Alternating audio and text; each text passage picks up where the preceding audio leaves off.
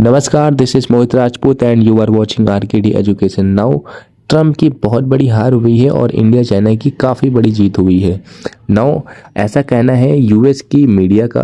तो अब इससे समझते हैं एकदम सिंपल लैंग्वेज में। ट्रम्प ने एग्रेसिव टैरिफ स्ट्रेटजी लगाई थी कि इंडिया के ऊपर प्रेशर बिल्ड करेंगे और नेगोशिएशन टेबल पर लाएंगे। लेकिन जब जुडिशरी ने इंटरवीन किया और एग्जीक्यूटिव पावर को लिमिटेड किया तो पूरा कैलकुलेशन हिल गया ट्रम्प का। जो कंट्रीज पहले हैवी ड्यूटीज फेस कर रही थी उनके लिए सडनली बर्डन हल्का हो गया। मतलब जो डिसएडवांटेज में थी वो अब नेचुरल जोन में आ गई। इसमें सबसे इंटरेस्टिंग शिफ्ट ये है कि traditional US allies Europe, UK, Japan जैसे थे जिन्होंने सोचा था उनको प्रेफरेंशियल ट्रीटमेंट मिलेगा, उनको एक्सपेक्टेड बेनिफिट नहीं मिला और जिनके साथ स्ट्रेटेजिक टेंशन चल रही थी उनको कंपैरेटिवली रिलीफ मिल गया।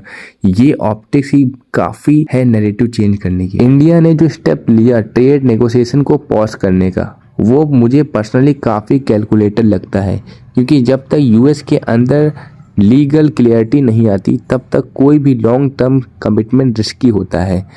अगर कल को कोर्ट फिर से स्ट्राइक कर दे और पूरा टैरिफ स्ट्रक्चर ही गिर जाए तो आप अननेसेसरी डील में क्यों फंसे। स्ट्रैटेजिक पेशेंस कभी कभी सबसे बड़ा वेपन होता है। ट्रम्प का फ्रस्ट्रेशन भी समझ आता है।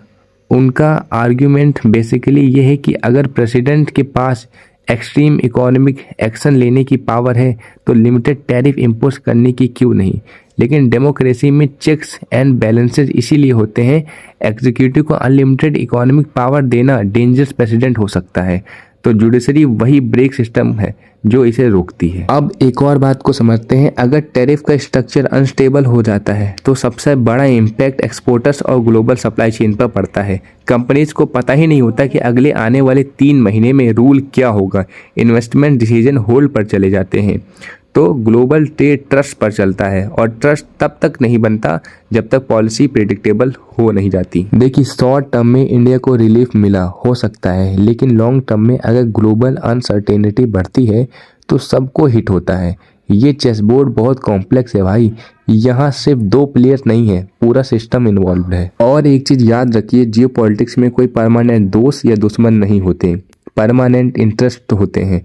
आज नैरेटिव ऐसा है, कल इक्वेशन बदल सकती है, इसलिए रिएक्शन से ज़्यादा कैलकुलेशन जरूरी होती है। अब मेरा सवाल आपसे है, क्या इंडिया को एग्रेसिवली यूएस के साथ डील क्लोज करनी चाहिए जब तक रिलीफ विंडो है, या फिर स्टेबिलिटी का वेट करना स्मार्टर मूव है? आपका टेक क्या है? Put your thoughts in the comment and that's the end of this video. मिलते हैं नेक्स्ट वीडियो में, तब तक के लिए जय हिंद, जय भारत।